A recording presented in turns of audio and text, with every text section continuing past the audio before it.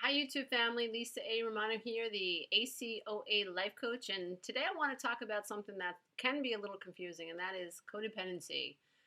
Um, Chances are if you come from a dysfunctional home or if you've had parents who are codependent, then you're codependent, and that really sucks, but it's not the end of the world. So codependency is a term that was coined back in the 1970s, and I will not bore you with how it came about, but essentially it was coined because therapists discovered that the family of alcoholics were exhibiting very similar symptoms to other family members. For instance, if there was an alcoholic in the family, that was the dynamic, and let's say, for the purpose of making this real simple, the husband in the relationship was the alcoholic. And what would happen is the wife in the situation would tend to the alcoholic's needs, pretend that her needs were irrelevant, and everything became about the alcoholic. What time he was coming home from work, how much alcohol he was drinking, how drunk was he, how much money did he spend, what kind of mood was he in, what was going to tick him off and make him drink, how do I keep the kids quiet, how do I lie to the neighbors, how do I pretend to family members that he's really not an alcoholic, how do I keep his drinking a secret, how do I keep my own anger and my own resentment under wraps so I don't upset the alcoholic. And so there became this pattern where therapists began to realize, like, when alcoholics got better, oftentimes the partner would get depressed, like they lost their role in the family. So essentially, the idea of codependency was born, that the enabler or the non-addicted spouse became codependent on the alcoholic. So taking care of the alcoholic would give the codependent a role. And it became, as this idea broadened about what codependency is, therapists began to realize that non-addictive relationships, couples were showing up and were exhibiting these same types of behaviors. Like, for instance, you have a couple who is in your office, and it sounds something like this. I told him, how I felt about that, but he went ahead and he went to that hockey game anyway.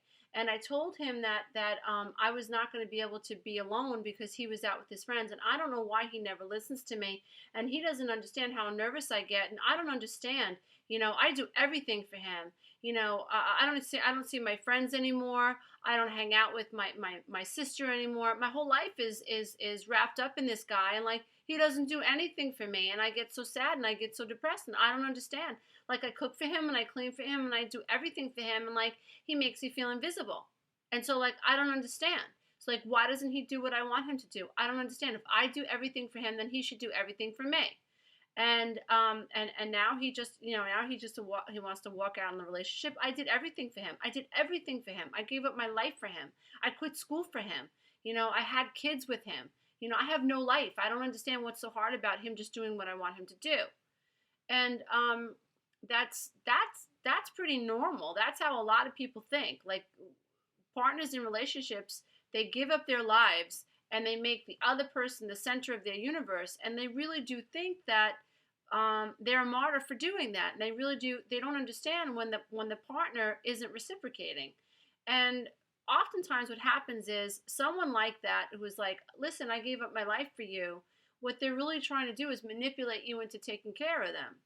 And so the unwritten or the unconscious belief is, I'm not worthy. I don't know how to take care of myself. So I'm going to take care of you because I know how to take care of people real good. And I'm going to take care of you so good that you owe me. And when I ask you to do something, you're going to do it. And if you don't do it, there's going to be hell to pay. And so really, that's the unconscious programming that's running. Like, I do for you, now you owe me. And what's really going on is a codependent really hasn't learned how to get their own needs met, how to set boundaries, and how to make themselves happy. So you got to be really careful. So codependency, that's what codependency sounds like. Sometimes codependency looks good. Sometimes codependent couples, they look great on the surface, but underneath there's this push and this pull. And there's one person usually in the relationship that's trying to get the other person to to do everything for them. And they use manipulative language lots of times. In my situation, when I was married to my first husband, I was codependent. And I was very much like taking care of everybody. And I didn't realize at the time, but I did really feel like, well, I'll take care of everybody. And then I'll get the pat on the back. And then I'll feel good about myself. And then all will be right with the world. Or, I will slave for you. But now when I ask you to do something, I expect you to do it. So my intent was wrong. We looked perfect. So sometimes codependency looks really good. Sometimes codependency, it's obvious. When you have a guy that's like all over his girlfriend, like with text messages, where are you, what you doing, who you talking to, where you hanging, he's codependent. He thinks that his happiness is tied up in how well he can control her. And he feels out of control when he doesn't know where the hell she is. So that's codependent. His happiness is dependent upon whether or not he can control her. And he feels safe when he knows exactly what she's doing. She'll feel suffocated and she'll buck. Eventually she'll just leave that relationship. Or if she's in fear, then what she'll do is she will make him happy, and she will text message him back, and she will be a good little codependent and do everything he tells her to do. And so that's obvious. When the control is obvious, that's what codependency looks like. So that's what codependency sounds like. That's what codependency looks like. How codependency feels, it feels maddening. So it feels like, where is she? What is she doing? I wonder what she's thinking. I wonder what he needs. Oh, she said she's sick. Let me bring her home some chicken soup. I'm sick, but that's okay. I'll take care of her. She's got to go to work, so I'll shovel her car out. The hell with my car. Oh, he's sleeping and it's freezing outside.